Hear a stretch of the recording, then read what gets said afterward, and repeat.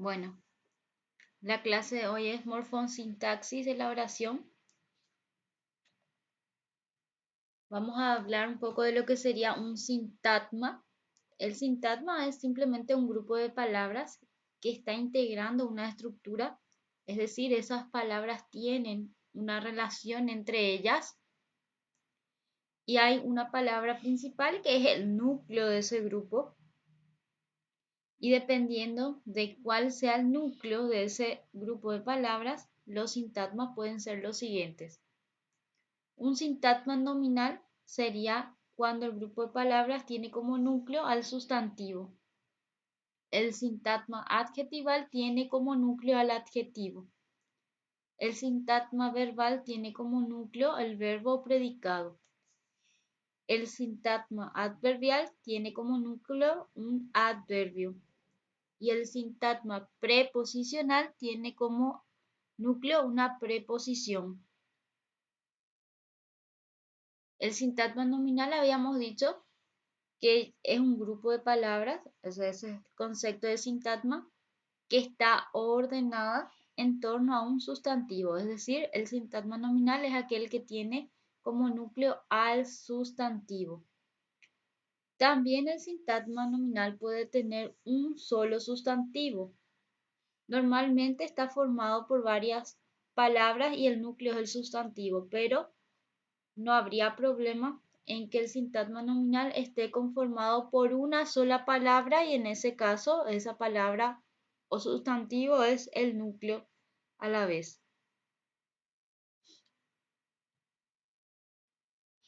Los enunciados oracionales o oración.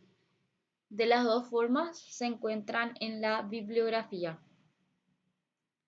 Un enunciado oracional o una oración es una estructura sintáctica que está construido por un sujeto y predicado. Normalmente en la oración se encuentra formada por la unión de sujeto y predicado, pero lo principal en una oración es que contenga un verbo conjugado. Es decir, que la oración siempre está expresando una acción. Para que sea una oración, entonces lo principal siempre es que cuente con verbo conjugado. A eso es lo que se le llama enunciado oracional, cuando cuenta con un verbo conjugado. También hay otro tipo de enunciados que son no oracionales, que también son palabras ordenadas, estructuradas, que tienen un sentido, pero no llevan verbo conjugado y a eso se los llama enunciados no oracionales. Los miembros de una oración. Cuando hablo de miembros, me estoy refiriendo a los dos pedazos grandes que conforman la oración. Entonces, los dos grandes pedazos de una oración son el sujeto y el predicado. Ahora, ¿qué elementos hay dentro de una oración? Primeramente el sujeto y dentro del predicado también tenemos al verbo. Bueno, habíamos mencionado que uno de los elementos de la oración es el sujeto, pero ¿qué es el sujeto? El sujeto es el nombre o sintagma nominal. En la oración es la persona, animal o cosa de quien se habla o quien está realizando la acción o quien sufre la acción. Es decir, es el que está sufriendo la acción o el que realiza. También se suele decir que es de quien se habla en la oración. Existen varios tipos de sujeto. Está el sujeto explícito, que es cuando se expresa gráficamente el sujeto. Por ejemplo, la paciencia es un don divino. Entonces, ¿de quién estamos hablando? De la paciencia. Ahora, el sujeto tácito es cuando no está expresado gráficamente quién es el sujeto. Por ejemplo, te quiero. Pero ¿quién quiere? Yo. No está expresado gráficamente, pero existe alguien que está realizando la acción de querer y soy yo.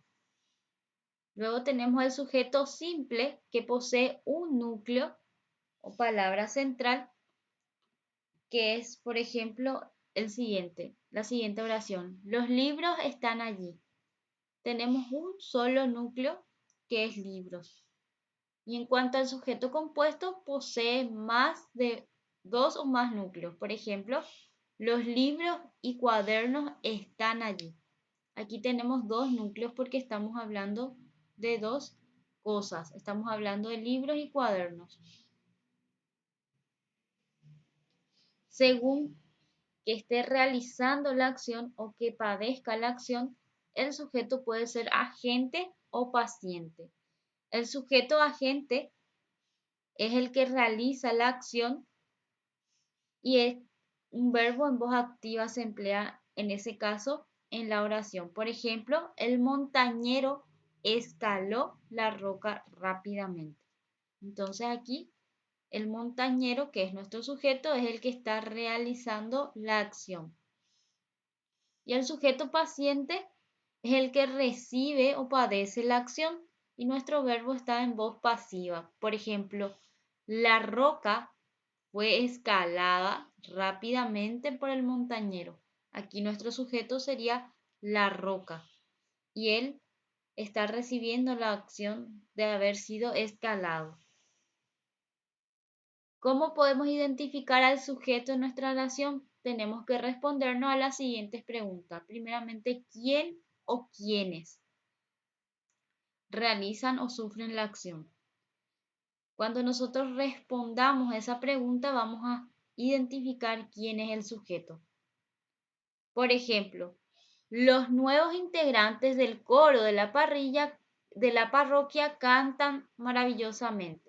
En esta oración, los nuevos integrantes del coro de la parroquia cantan maravillosamente.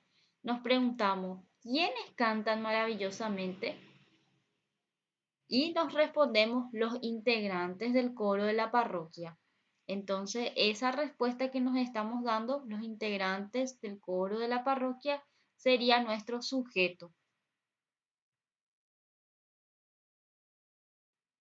Por lo general, la función principal de los sustantivos es ser sujeto de la oración, pero los sustantivos también pueden funcionar como también, además de los sustantivos, pueden haber otras palabras que funcionen como sujeto. También un sujeto puede ser un pronombre personal, puede ser un cuantificador prenominal, una oración subordinada o cualquier palabra que sustantive o normalice la oración.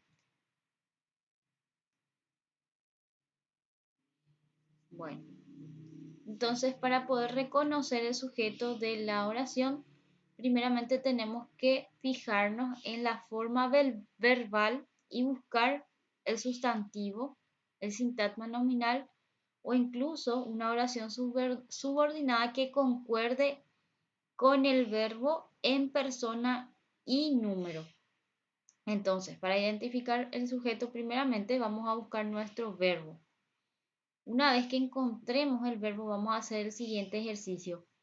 Vamos a cambiar el verbo de número, o sea, si está singular, vamos a pasarlo a plural y viceversa. Si es que está en plural el verbo, lo vamos a pasar a singular. Y luego vamos a leer de nuevo cómo queda nuestra oración. Y aquella palabra o grupo de palabras que deja de encajar en la oración, entonces ese es nuestro sujeto. Por ejemplo, tenemos esta oración que dice, el niño canta una canción. Identificamos el verbo que va a ser canta. Canta es nuestro verbo y está en singular. Entonces vamos a cambiarlo de número, vamos a expresarlo en plural y me va a quedar el niño canta una canción. Entonces aquí la palabra el niño deja de tener concordancia en persona y en número con nuestro verbo. Es decir, que ese es nuestro sujeto, el niño. Además de que en esta oración es fácil de identificar porque justamente el que está realizando la acción es el niño. Pero en algunos casos es más difícil, o sea, no es tan sencillo identificar quién es el sujeto. En este caso, me gusta el chocolate. El verbo es gusta y está en singular. Ahora si nosotros cambiamos de número y lo expresamos en plural, vamos a tener la siguiente oración. Me gustan el chocolate. Entonces aquí nos damos cuenta que lo que cambia o lo que no deja de concordar en la oración es la palabra el chocolate. Ya no concuerda con el verbo en número, porque me gustan el chocolate. El que deja de encajar en la oración es el chocolate. Me gustan está todavía dentro de un sentido. Lo que no encaja más es el chocolate. Entonces el que realmente es el sujeto acá es el chocolate, no la palabra me de pronombre. Otro ejemplo, bailaron hasta el amanecer. El verbo es bailaron. Acá no está especificando quiénes, pero nosotros podemos saber que hay ellos o ellas, algunas personas que hicieron esa acción, aunque no esté especificado. O sea, estamos ante un caso de sujeto tácito, aunque no está gráficamente expresada, hay alguien que está realizando esa acción. Puede ser ellos o ellas. Aquí tenemos otro ejemplo y dice, ayer hizo mucho frío. Aquí tenemos un verbo impersonal que vamos a volver a mencionar más adelante para comprender mejor. Pero cuando hay verbos impersonales no hay sujeto en nuestra oración. Los complementos del sustantivo. Bueno, hay ciertas palabras que se emplean como complemento del sustantivo que sirven para modificarlos o para añadir alguna información. Aquí tenemos algunos modificadores del sustantivo. Entre ellos están los artículos definidos o indefinidos, que lo que hacen es indican el número y el género del sustantivo. Los artículos definidos son el, las y los. Y los artículos indefinidos son un, uno, unas y uno. Otros modificadores del sustantivo son los adjetivos demostrativos. Ellos expresan la distancia entre el hablante y los seres, los objetos o las ideas que nosotros estamos señalando. Los adjetivos demostrativos son esta, este, eso, aquel, aquellos y aquella. También tenemos los modificadores que son los adjetivos posesivos que están expresando la pertenencia o la posesión de algo. Esos adjetivos posesivos son mi, mío, tuyo, suyo, nuestro, su, de él o de ella. Todo eso son modificadores del sustantivo.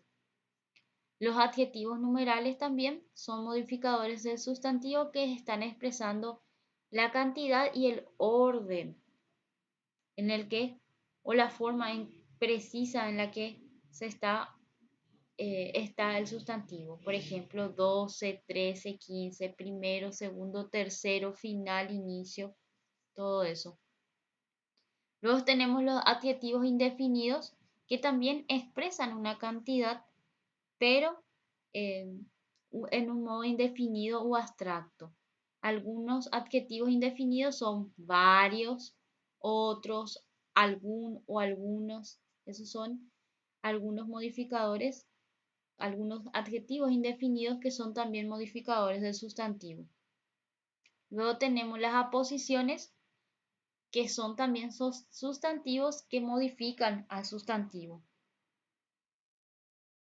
Bueno, tenemos dos tipos de aposiciones. Tenemos la explicativa, que es un complemento del nombre que añade información adicional. Es una aclaración y siempre va entre comas cuando aparece dentro de una frase. Por ejemplo, Lisboa, capital de Portugal, está a orillas del Tajo. La palabra capital de Portugal es una información adicional. La ponemos o la colocamos entre comas y esa sería una posición explicativa. aparece capital de Portugal porque puede haber alguien que no conozca Lisboa, entonces aclara. Y es una aclaratoria que es primero que es capital y luego que de qué país, ¿verdad? Entonces esa sería una posición explicativa, al igual que el ejemplo de Juan Carlos I, rey de España, precedirá el acto. Entonces aclaramos que es rey de España, por eso va entre comas, es una aclaración entre comas, es una aposición explicativa. Luego tenemos las aposiciones especificativas que también añaden información para poder diferenciar de los demás, es decir, nos está especificando su significado. Por ejemplo, aquí dice el rey Felipe II. Está indicando que el rey es Felipe II porque si yo digo solo el rey, puede ser cualquier rey. Entonces, especificativa especifica quién rey. La calle Revolución. Aquí también Revolución sería una aposición especificativa. Está especificando de qué calle estoy hablando. Bueno, habíamos visto que los elementos de la oración son tres: sujeto, verbo y predicado. Ahora vamos a hablar un poco de lo que sería el predicado. El predicado es el segmento de la oración que predica algo del sujeto, es decir, es el que nos está indicando o lo que nos dice del sujeto y generalmente concuerda con el verbo en género y número. Cuando la oración es bimembre, es decir, bimembre viene de dos miembros, quiere decir que la oración tiene tanto sujeto como predicado. En ese caso, el verbo es el elemento principal del predicado y constituye el núcleo del predicado. Tenemos dos tipos de predicado. Primeramente, el predicado nominal, donde el núcleo es un sustantivo o un adjetivo y está unido al sujeto mediante verbos copulativos. ¿Quiénes son los verbos copulativos? Son el verbo ser, estar y parecer. Entonces, en los siguientes ejemplos, los jóvenes están alegres.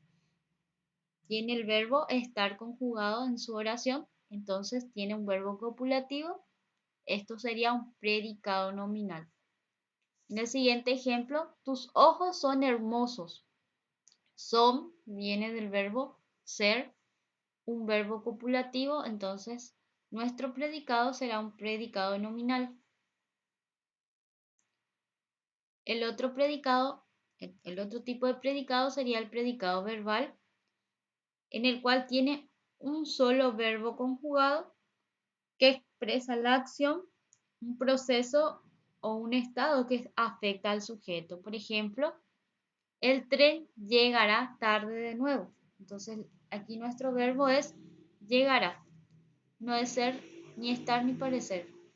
Es el verbo llegar, entonces simplemente un predicado verbal. Bueno, vamos a hablar un poco de lo que sería ahora la clasificación de las oraciones. Ya vimos que es una oración, qué miembros tiene, tiene dos miembros, sujeto y predicado. ¿Cuáles son sus elementos? Sujeto, verbo y predicado. Ahora vamos a ver la clasificación. La oración tiene una clasificación muy amplia. Primeramente se clasifica según la actitud que toma el hablante. Según la actitud del hablante puede ser declarativa, que a su vez puede llegar a ser afirmativa o negativa.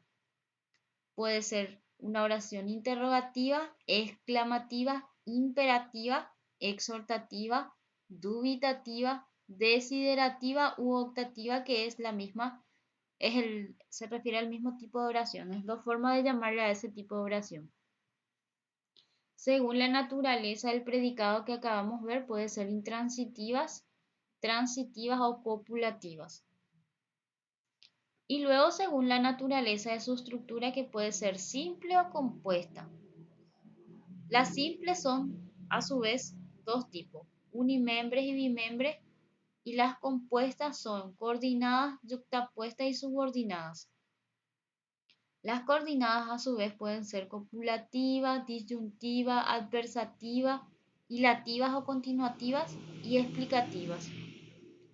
Y por su parte, las subordinadas pueden ser sustantivas adjetivas o de relativo, o también pueden ser sustantivas adverbiales.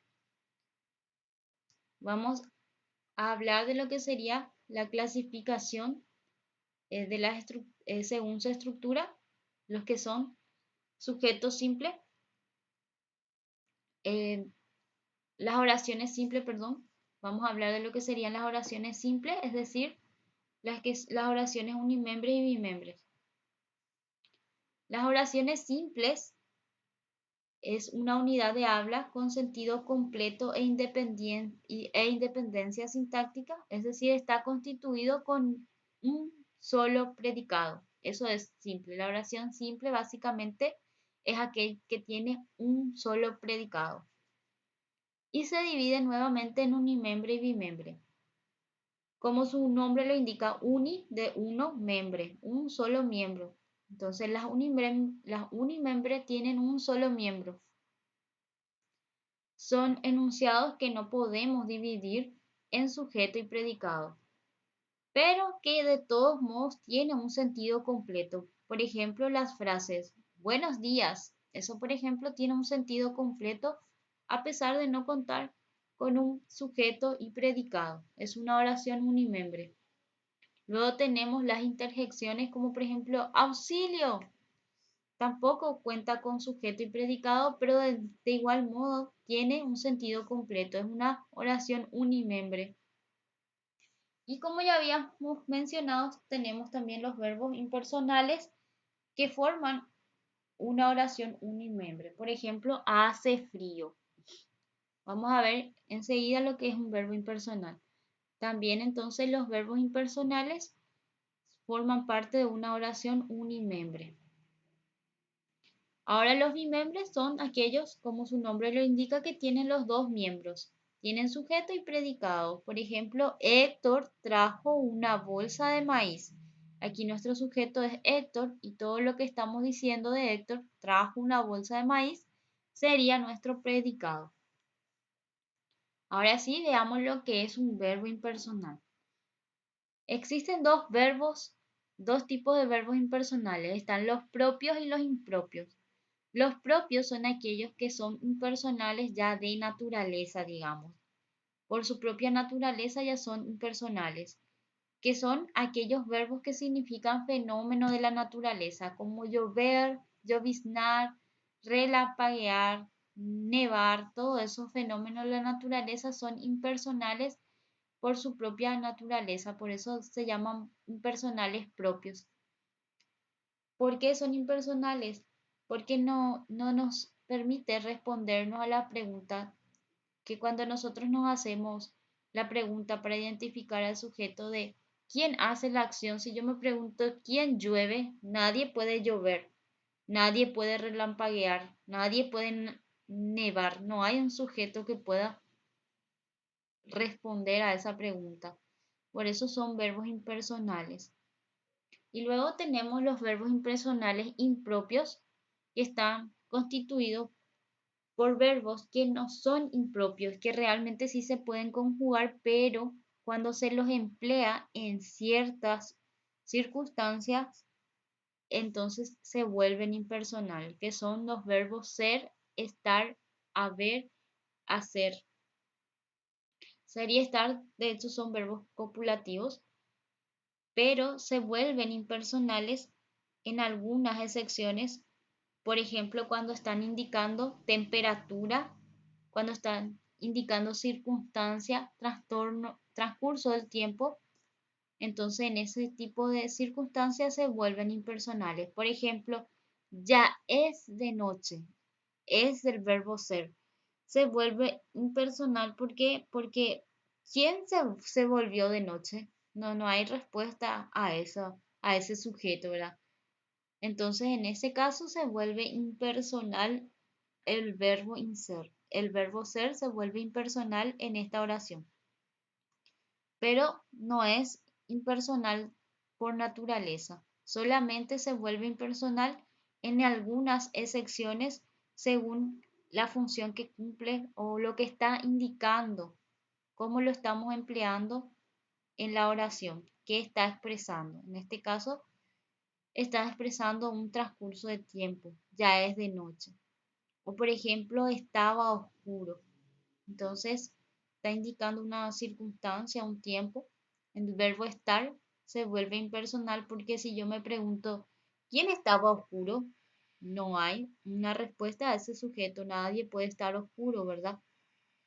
Entonces, estos serían los verbos impersonales impropios.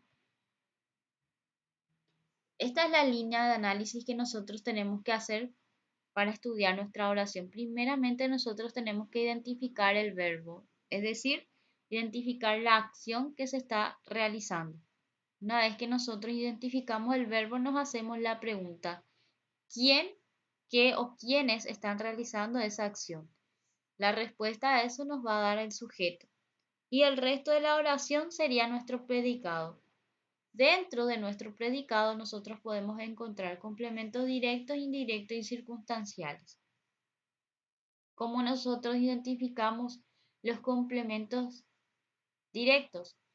Y nos preguntamos, nos hacemos la siguiente pregunta. ¿Qué más el verbo, la acción? Bueno, y entonces la respuesta que tengamos va a ser un complemento directo, pero eso sería la primera prueba. Luego tenemos que hacer otra prueba que es verificar si esa palabra que encontramos como respuesta puede ser reemplazado por lo, la, los o las, esos o esas en la oración. Si es que la respuesta es sí, entonces volvemos a hacer una tercera prueba que vamos a ver enseguida con un ejemplo para comprender mejor. Es cambiar nuestra oración a pasiva y ver si es que eh, nuestro complemento directo se vuelve el sujeto de la oración. Si es que eso ocurre, entonces sí, efectivamente es un complemento directo. Entonces hay tres pasos que hay que hacer para verificarlo. Luego tenemos el complemento indirecto. Para identificar el complemento indirecto tenemos que respondernos lo siguiente: ¿a quién, para quién o a qué y la acción que se está realizando? Si es que hay un complemento directo, tenemos que verificar si eso que respondimos como complemento indirecto puede ser reemplazado por la palabra le, les. Y si en la oración no hay un complemento directo, entonces podemos verificar si nuestro complemento indirecto o lo que respondimos como complemento indirecto se puede reemplazar por palabras como se, me y nos. Entonces aquí tenemos un primer ejemplo. Dice, Juan ha traído el periódico. Identificamos el verbo que es traído, que está subrayado, que está aquí.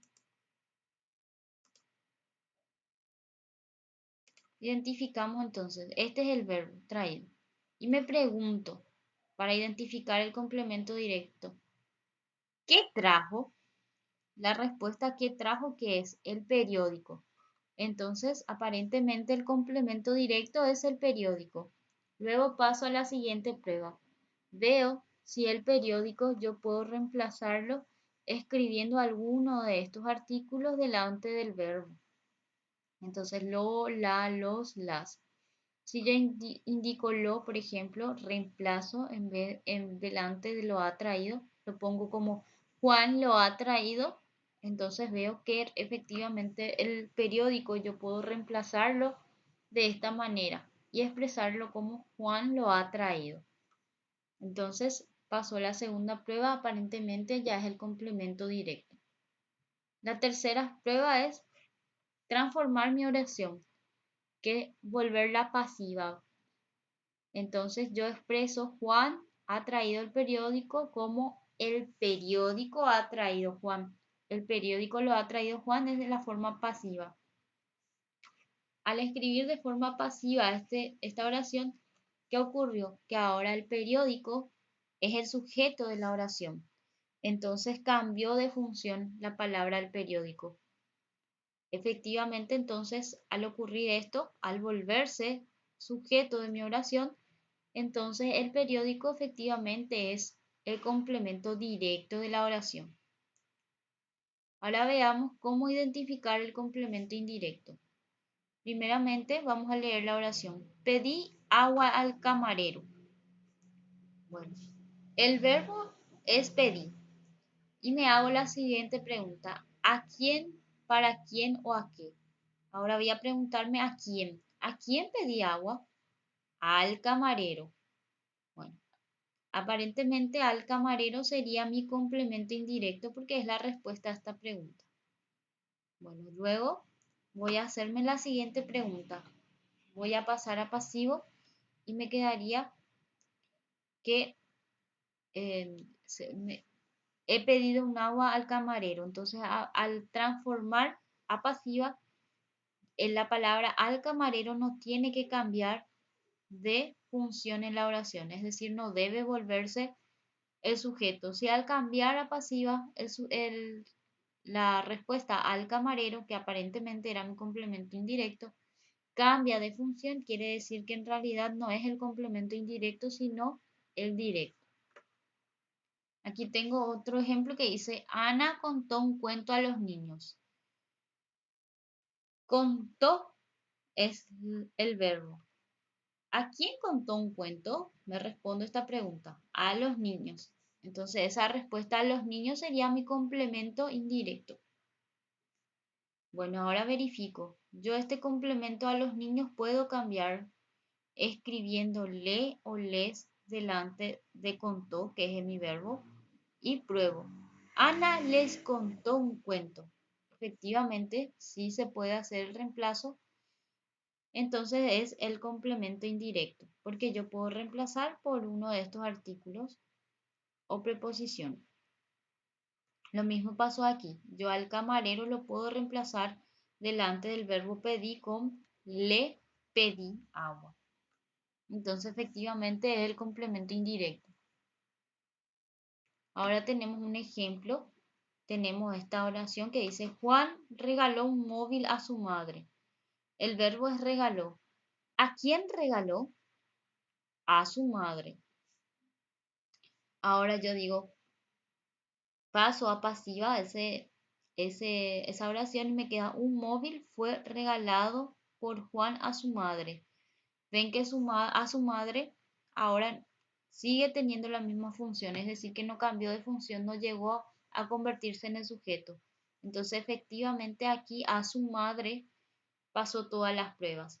Primeramente, que es reemplazable por le, porque yo puedo decir le regaló, ¿verdad? Juan le regaló.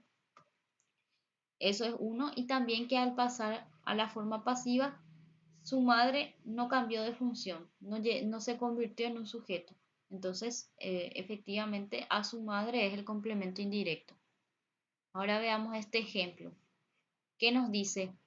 La banda sorprendió al público. Si yo me pregunto, ¿a quién sorprendió? La respuesta sería al público, ¿verdad? El verbo es sorprendió.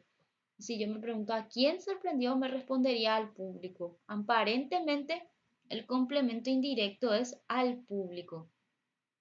Pero si yo escribo en forma pasiva y digo, el público fue sorprendido por la banda, ¿qué ocurrió? El público se convirtió en el sujeto de esta oración. Entonces realmente no era el complemento indirecto, sino que es el complemento directo. ¿Por qué? Porque cambió de función al expresarlo en forma pasiva y se convirtió en el sujeto. Entonces en realidad el público es complemento directo. Bueno, vamos a hablar un poco de lo que serían las oraciones compuestas. Las oraciones compuestas son aquellas que dijimos que podíamos expresar, que tienen más de un predicado. Y tenemos la siguiente clasificación. Tenemos las que son coordinadas, las yuxtapuestas y las subordinadas. Y las coordinadas a su vez pueden ser copulativas, adversativas, disyuntivas, explicativas y consecutivas. ¿Qué son las oraciones coordinadas? Las oraciones coordinadas se producen entre oraciones que están unidas por medio de conector coordinante. Y dependiendo del tipo de conector que une las oraciones, es que se divide en ser copulativa, adversativa, disyuntiva, explicativa o consecutiva. Entonces, las oraciones coordinadas entonces están unidas por conectores. Bueno, si mi conector son del tipo y, ni, además, también. ¿Recuerdan que habíamos visto los tipos de conectores? Bueno, según el tipo de conector que une a las oraciones, se vuelve copulativa. En este caso, está usando este tipo de conectores, por eso es copulativa. Por ejemplo, iré a la biblioteca. Iré es un verbo y es el conector. Compraré un libro. Compraré es el verbo. Algo también que caracteriza a las coordinadas es que si yo digo de forma independiente, iré a la biblioteca, compraré el libro, omitiendo el conector, de todos modos las dos partes de la oración por sí solas tienen un sentido completo. Eso también es algo que le caracteriza a las coordinadas. Las adversativas son aquellas que son coordinadas y se emplea uniendo con los nexos pero, más, si no, sin embargo, aunque. Por ejemplo, en esta oración, quise comprar el libro, pero no había. Entonces, el verbo quise, el conector es pero. Y el otro verbo sería había. Entonces, esto es característico de oraciones compuestas. Ven que hay más de un verbo. Eso es lo que le caracteriza a las compuestas. En este caso son compuestas coordinadas. Y el conector que se está empleando es pero. Y debido a ese tipo de conector es una coordenada adversativa. Las coordenadas disyuntivas emplean conectores como o, u, o bien. Por ejemplo, ¿vienes conmigo o te veo después? El conector que se emplea es o. Por ello es una oración coordinada disyuntiva. Luego tenemos las coordinadas explicativas, que usan los nexos del tipo o sea, es decir, tipo, como su nombre lo indica, explicativas. Los lectores están extinguiéndose, es decir, están desapareciendo.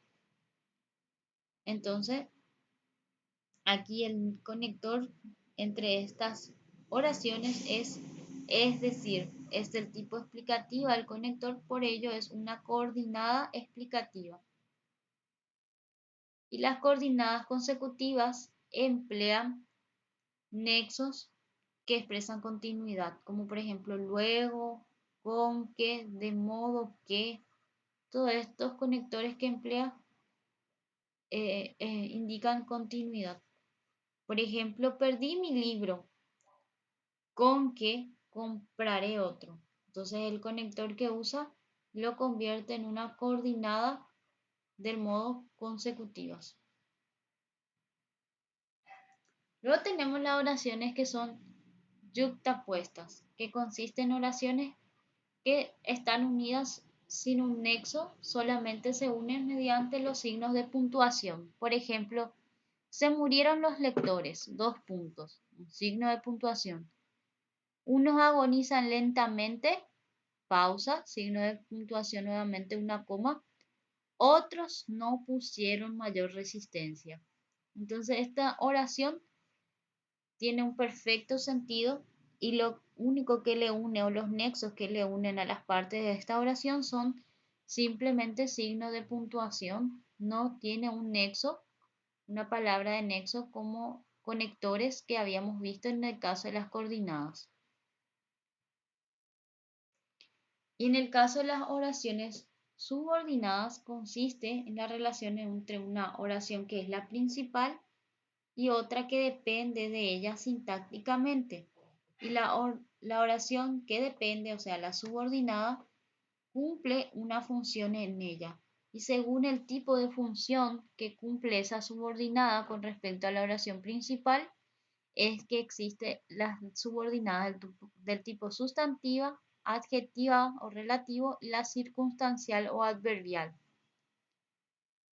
Las sustantivas, efectivamente, las subordinadas, o sea, oración subordinada significa OS, está cumpliendo la función que cumpliría un sustantivo, es decir, puede ser un complemento directo, un término de una preposición o simplemente un sujeto, ¿verdad? Entonces, eh, por eso es subordinada sustantiva, porque al depender sintácticamente de la oración principal, la función que está cumpliendo es la de sujeto, complemento directo o término de una preposición, que son todos funciones de un sustantivo.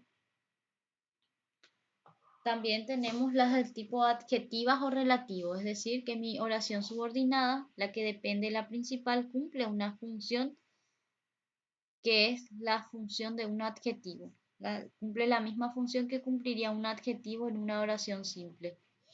Puede ser especificativas, explicativas, con antecedente o sin antecedente. Y finalmente tenemos las que son subordinadas del tipo circunstancial. Entonces aquí mi oración subordinada cumple todo lo que cumpliría en una oración simple un adverbio, la función que cumpliría un adverbio. Entonces veamos un ejemplo. Aquí, por ejemplo, que muera el lector es inadmisible, es un tipo de oración que es subordinada y a la vez sustantiva.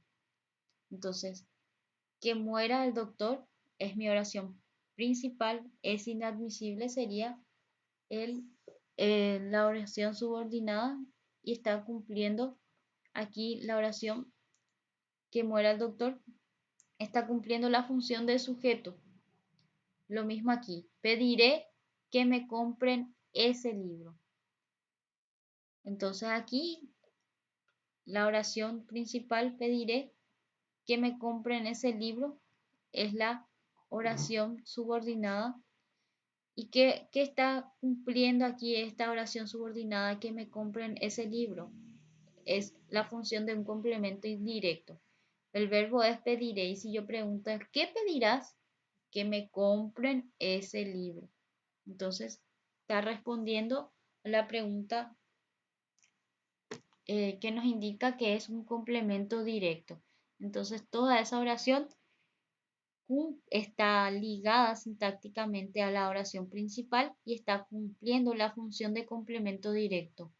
Además, las oraciones subordinadas tienen, a diferencia de las coordinadas, que las partes de la oración, es decir, la oración subordinada y la oración principal por sí solas, no tienen sentido completo.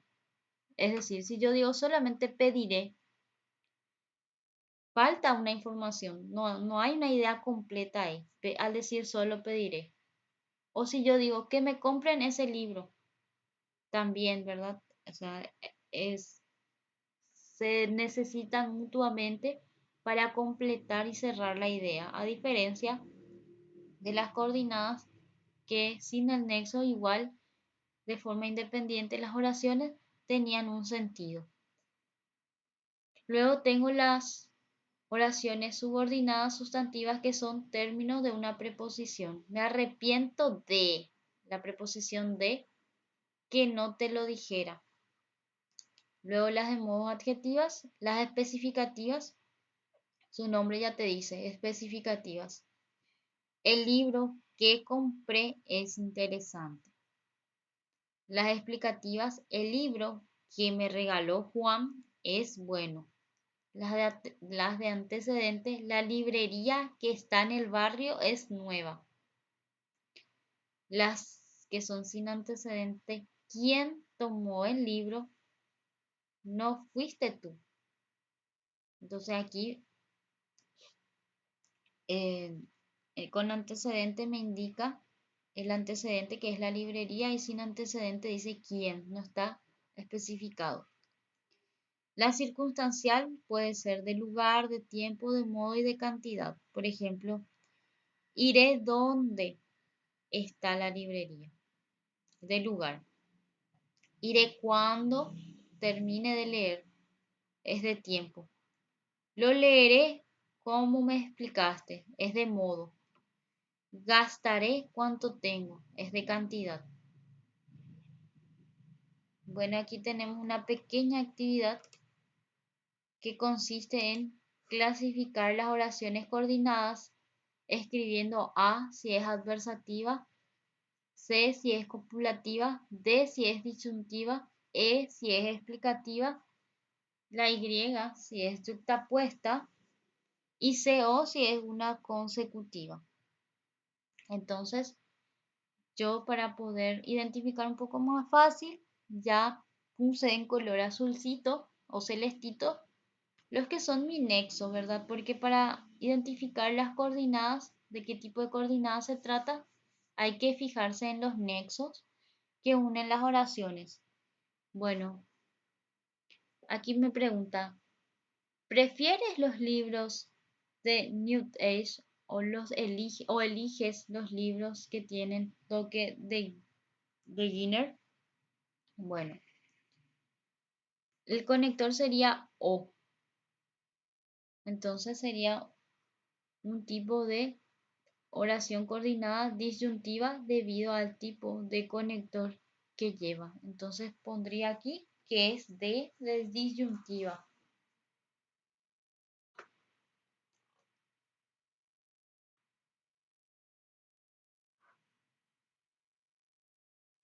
Luego dice, un libro como una buena sinfonía se refuerza, se comparte, se debate.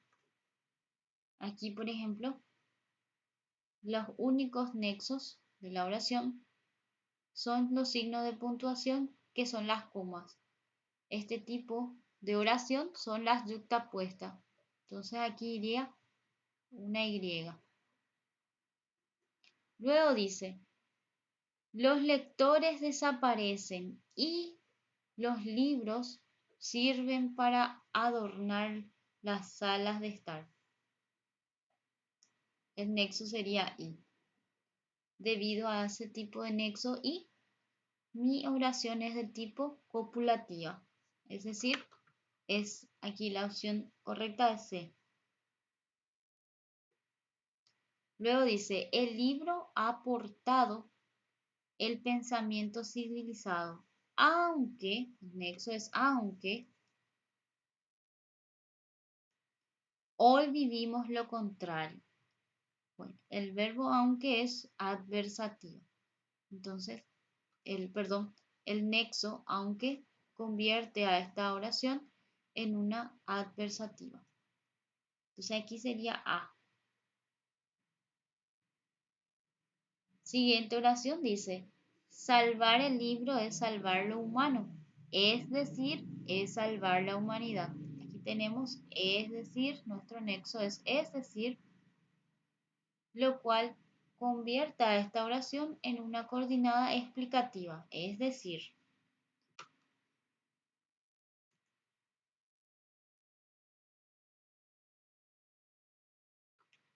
Los libros de calidad literaria se extinguen con que no puedo culpar al lector.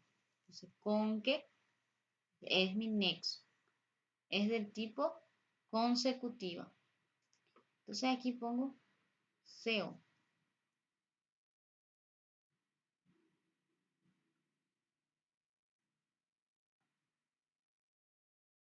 Luego tenemos las oraciones que son subordinadas circunstancial no adverbial. Se llaman subordinadas circunstancial porque cumplen la función sintáctica en la oración y no adverbial porque no son conmutables con los adverbios. Entonces, los tipos de oraciones subordinadas circunstanciales no adverbiales son las siguientes. Tenemos 4 clases. Tenemos las de causa, las de finalidad, las concesivas y las condicionales. También depende del nexo. las que son de nexo, las que emplean nexo subordinante porque, ya que, dado que, son circunstancial no adverbial de causa. Es decir, expresan un motivo por el que se realiza lo planteado en la oración principal. Por ejemplo, leí porque necesitaba evadirme. Entonces el nexo por qué aquí es un nexo subordinante del tipo causal. Entonces este es un adverbio circunstancial no adverbial causal. Ahora las subordinadas circunstanciales no adverbiales del tipo finales emplea nexos como para qué, a fin de qué, es decir, exponen la finalidad de lo que se está expresando en la oración principal. Un ejemplo, leí para que mi imaginación volara. El nexo para qué indica una finalidad, por lo tanto, esta es una subordinada circunstancial no adverbial final. En cuanto a las circunstanciales no adverbiales consecutivas, emplean nexos subordinantes que son palabras como aunque, si bien, cuando, aun cuando, y son concesivas, es decir, expresan una dificultad que no impide que se realice la acción en la oración principal. Por ejemplo, aunque leí mucho, entendí poco. Entonces, el nexo aunque convierte esta oración en una circunstancial, subordinada circunstancial no adverbial consecutiva. Otro tipo de subordinada circunstancial no adverbial es la condicional, que emplea nexos subordinantes como si, a condición de que, es decir, sus nexos señalan una condición relacionada con la oración principal. Por ejemplo, si leyeras más, mejorarías mucho. El nexo sí está expresando una condición, o sea, es un adverbio condicional. Entonces aquí esto sería una oración subordinada circunstancial no adverbial condicional.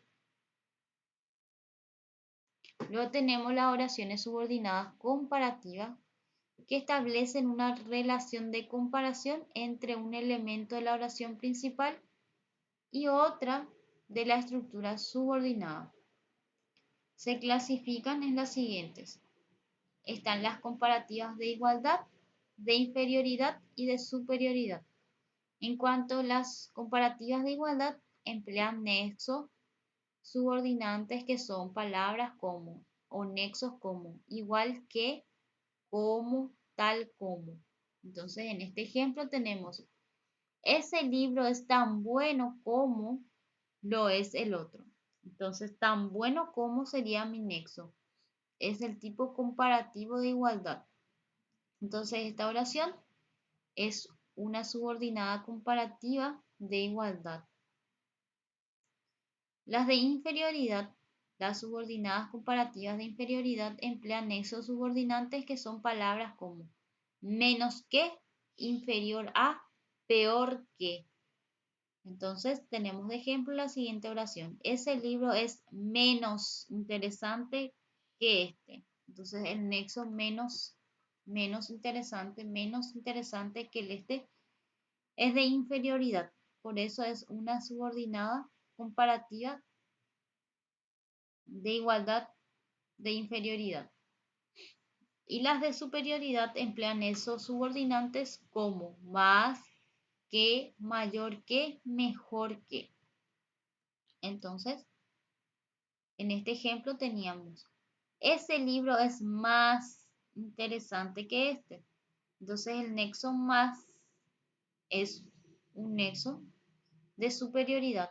Entonces, esto sería una subordinada que es comparativa porque compara de superioridad. Entonces, es una oración circunstancial, no adverbial, comparativa de superioridad. Luego tenemos las oraciones que son subordinadas consecutivas.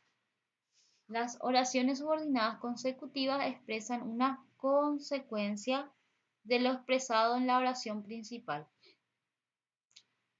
Tienen el nexo subordinante aunque, que no equivale a pero, un cuantificador más la palabra que o tal que, de tal modo que, de manera que, de ahí que.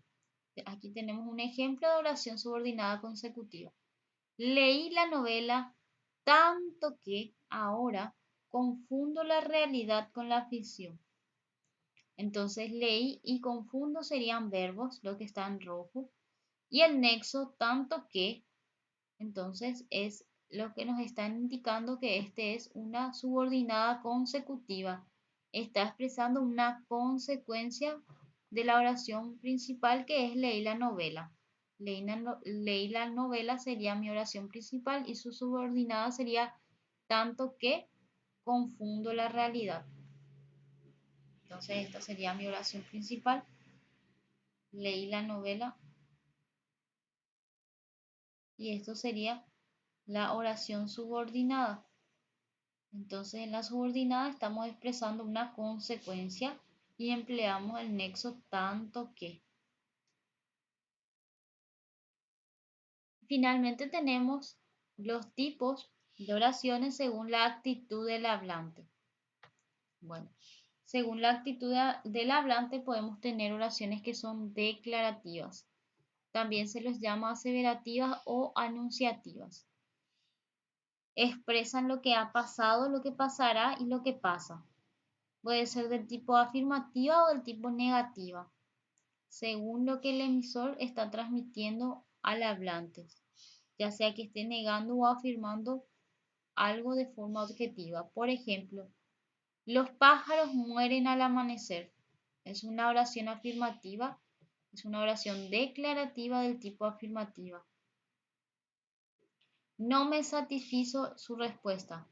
Entonces es una oración que es declarativa, pero del tipo negativa. Luego tenemos las oraciones duditativas que están expresando, como su nombre lo indica, duda, probabilidad con respecto a su contenido.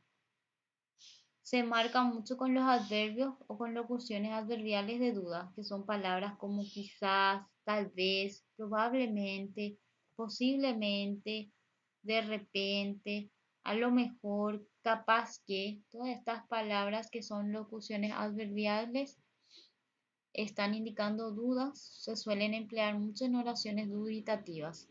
Aquí tenemos un ejemplo, quizás llueva mañana.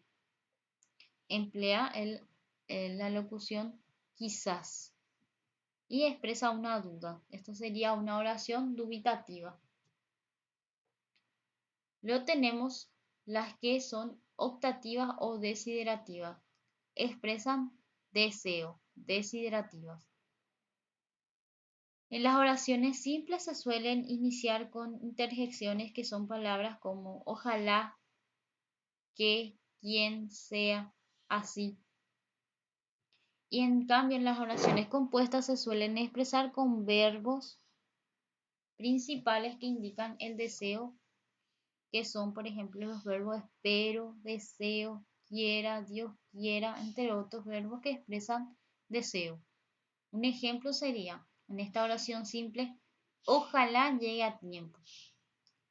Entonces empleo la interjección ojalá. Es una oración que está expresando deseo. Que venga, que tengas buena, que tengan ustedes buen viaje. Entonces aquí también emplea la interjección que tengan ustedes buen viaje. Oración simple que está indicando un deseo. Bendita y respetada sea siempre la libertad. Está usando o empleando la interjección sea en esta oración simple. Tenemos una oración que es optativa desiderativa que está expresando deseo. Luego tenemos las imperativas o exhortativas que están expresando una orden o mandato, una prohibición, un consejo, una exhortación o invitación, un ruego o una súplica. Ejemplos de palabras que son del tipo imperativa o exhortativa es: retírate inmediatamente. Está dando una orden o mandato, es una oración imperativa. Otro ejemplo sería: venía enseguida. Es un orden o ruego, ¿verdad? Es más voceante, pero está expresando una orden, es una imperativa. Póngase usted cómodo, por favor. Es un ruego, es una oración imperativa donde estamos expresando un ruego. Sé perseverante y triunfarás. Es una exhortación o un consejo. Entonces, esta oración también es del tipo imperativa. También tenemos las oraciones que son del tipo interrogativa. Como su nombre indica, ¿verdad? Son oraciones que causan una interrogación en donde el emisor está preguntando algo al receptor, que puede ser que conozca o que desconozca, que está simulando nada más desconocer, pero expresa una duda, una pregunta. Entonces, un ejemplo de palabra interrogativa sería: averigüe usted si llegó el director. Es de tipo interrogativa. Se está haciendo una pregunta, solo que está en forma indirecta total. No sé si obtendré algún ascenso este año. Hay una interrogativa, solo que es indirecta total también. Entonces, estos son oraciones interrogativas indirectas, pero también podemos tener oraciones directas. Por ejemplo, ¿por qué no viniste? Esas son ya interrogativas directas. Luego están las exclamativas que expresan sentimientos. Esos sentimientos pueden ser enojo, ilusión, desilusión, sorpresa, ironía, alegría. Todos esos sentimientos están expresados en las oraciones exclamativas. Tenemos aquí un ejemplo: vete al diablo. Sería como una desilusión o un enojo. Qué feliz me siento al saber la noticia. Entonces, una alegría. Cuidado con lo que dices. Entonces, una es un sentimiento de enojo más o menos. Cállate, traidor. Eso también es un enojo, expresa un sentimiento. Exclamativas. Fue un gol espectacular, una alegría, una ilusión, ¿verdad? Y claro que las expresiones exclamativas están dentro de sus signos correspondientes, que como habíamos dicho cuando vimos la clase de signos de puntuación, tienen siempre uno de abertura y el otro de cierre. Bueno.